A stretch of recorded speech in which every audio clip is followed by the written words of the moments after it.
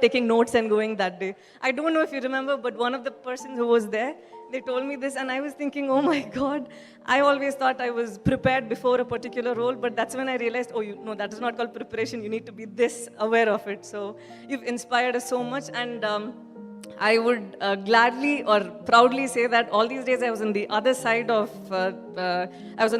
where I would listen to stories about you. So today I get lucky and I go home and I'll tell people I spent time with sir, and these are the stories I have to say. So thank you so much for today, sir. It's an honor that we have you here. Thank you very much. And Sai Pallavi, I know that you just spoke about rejecting a fairness cream endorsement, and you said that you also felt like different from the rest of the entertainment industry. Do you want to speak about how you came into the entertainment industry and why you felt different coming in?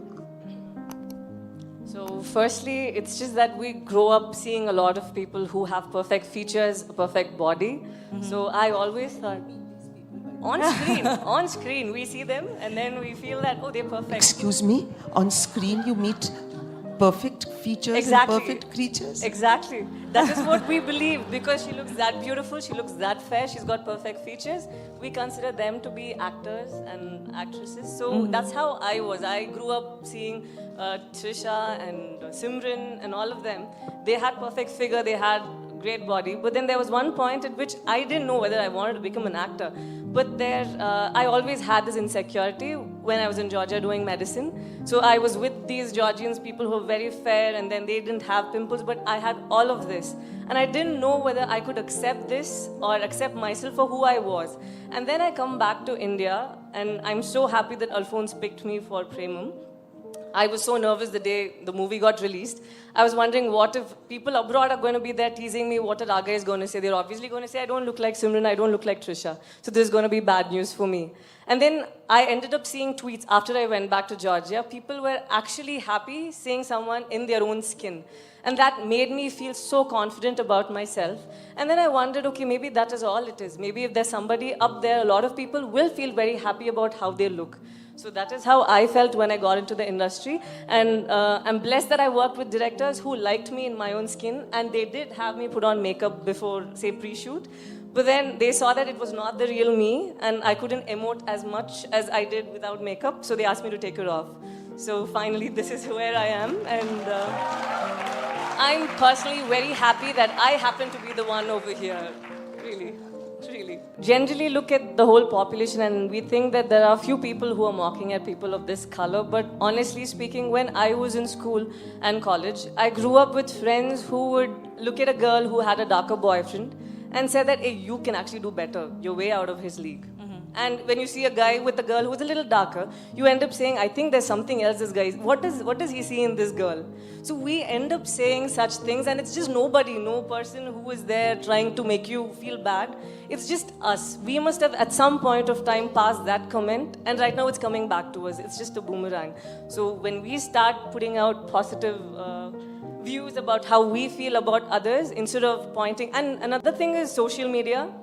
Right now, just because you have this curtain of anonymity, you end up writing whatever you want. You just say something when you're not in a very good mood, but the problem is it affects someone else, somewhere else. So you have that power to actually create a change. Come on, I just told you that I felt insecure. I didn't see any of you. But come on, few of you from here would have said something sweet about me, right? When the film released. So I believed that and I took it, and that's how I felt good. So I think it's just about, it's nobody else. It's not like the world is trying to bring you down. You were there, and it can even be us. We were there at a very naive period, at a very bad period where we said some wrong things, but it's time we change. We know that it is possible for us to sin, but then it's important for us to consider or respect others' feelings and accept them for who they are. Just look at their character and just fall in love. That is all. I'm 27 years old, and I haven't come across even one woman who hasn't been harassed, and that's a very sad thing. But fortunately, everybody walks around putting on a smile and as if nothing even happened. It shows that we're much more stronger and we think of this body as an instrument. But that does not mean that we shouldn't share our experience with another person for two reasons. One is that you don't want the offender or the perpetrator to do this to another person, and you just want people around to be aware of it. And most of the time it's from our, say, by our relatives or someone whom we know. So it's a sad thing, again.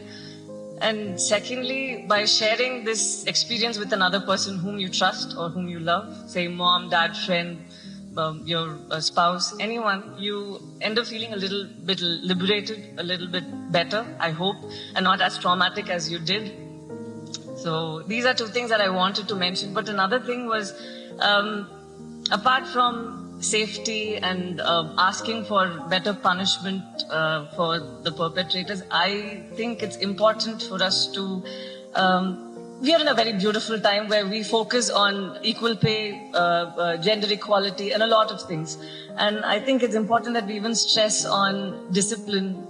I know it's a word which you've learned in school or in college, but honestly, it starts from home. It's simple, where you just notice how your children behave over a period of time and you correct them. You can't put the burden on the society and on the cops, on the institutions that they are in for discipline.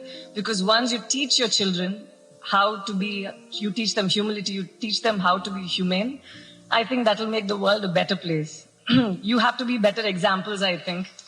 We can't, because the people whom we talk about are not some